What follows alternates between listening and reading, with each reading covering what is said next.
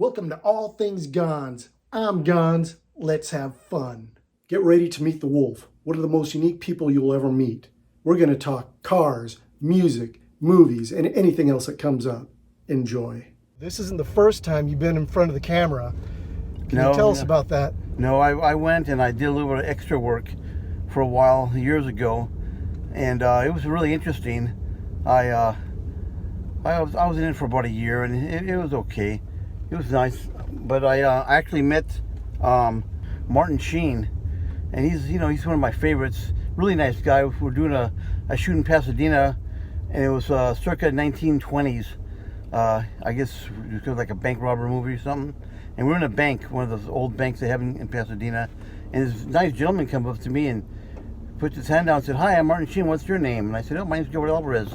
He said, "Nice to meet you. We're going to have some fun here today and shooting and so forth." I said, "Oh, thank you very much." Very down-to-earth gentleman. I was happy to meet him. And later on, I done that Melendez brothers. Menendez. Yeah, Menendez. They did a little docudrama on them, and I played one of the jurors on that, and I played an extra and some other things, and it was good. It was interesting, but I moved on to other things. And you were on Conan O'Brien also. Oh, that's right. I was on Conan O'Brien. I got roasted pretty good. That guy, he takes care of business. I guess. All right, who's next, Alan?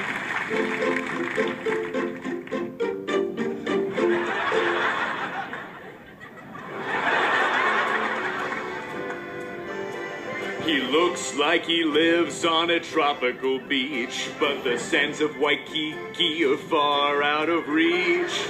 Don't be fooled by that colorful blouse. He works the night shift in a windowless slaughterhouse. Wow. He listens to cows scream. Wow. Wow. It haunts him in his dreams.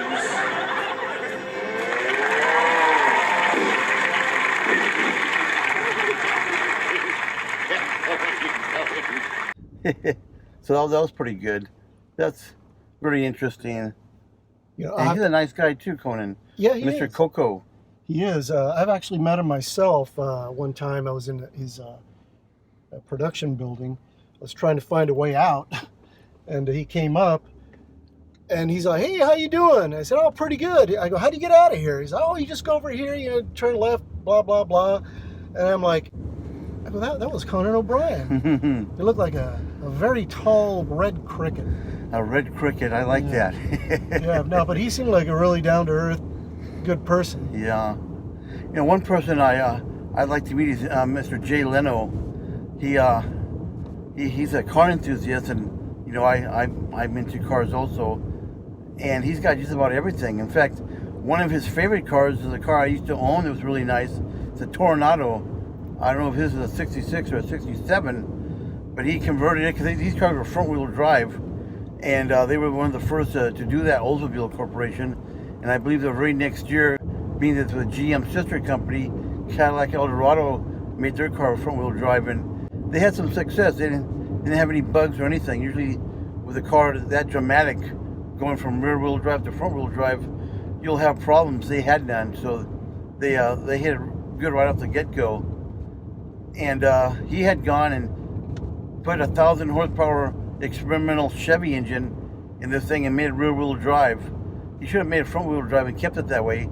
He had said that he didn't think the transmission or the bands would be able to hold up to that kind of power and so forth. So he changed it. But if he had known his history, and in the early '60s, well, not the early '60s, I guess the late '60s, either the year the Tornado came out or the following year, this one guy had put a blower on a 455 engine, and because I believe the 455 came out in '68 or maybe it was '69, but they built this thing, and it was a four-wheel drive drag car. They had actually put a blown 455 Olds engine in the back seat, for it would drive the rear wheels, and the front would drive the front wheels. So they put the front-wheel drive in the back. And it was so much power you could hardly keep it in a straight line. But that thing was putting, gobs of power, and to have a blown injected dragster engine in this thing with the instant pull it would have, those bands never broke. So that's a testimony to how well GM had built their products there. But that was very interesting. Aside from your television movie career and your knowledge of cars, I know your other love is music. Oh yeah, I love music. Music's really good. I remember when I was a kid, I'd go and I'd do the chores around the house and do any extra I could, get some more money from my dad. I'd take in bottles and anything that was recyclable, and I'd go and I'd buy my magazines, but I'd also buy music too. The albums were a little expensive, so I had to go and wait for those. But I buy 45s all the time, and I have a whole stack of 45s that I had bought when I was a kid that it was pretty good. I have some 45s that are pretty obscure, and I think those are rare because everybody concentrates on albums, and they're very good. That a lot of these albums have like artwork on them and so forth. They're very collectible. Some may not be, some may be, and some may be more than others. But the 45s is something that's been overlooked. Nobody really goes and I don't know. I don't want to say they care. They don't care about them, but they don't put the same kind of value on the 45 they would an album. And it's understandable because an album has two sides, has probably 12 songs on it, maybe 6-7 songs per side. It has a lot of the pamphlet with a poster or the history of the band, and you'll have the front of the album. What we refer to that as, for crying out loud? You frame them. The cover. The cover, album cover. The album cover. A lot of that is really artsy, and I know you go and you actually frame them as pictures and everything. I do. Yeah, I do. so and a lot more worthy of that. So yeah, I can see why people go and concentrate on that more. But the 45 is a very interesting thing because, in its own way, that helped spear the popularity of these groups, because a lot of times kids would just go and get their favorite song. They get the A side of the song, maybe whatever it may have. They might have 2 or 3 hit songs, or at least one good A song that would carry the whole album.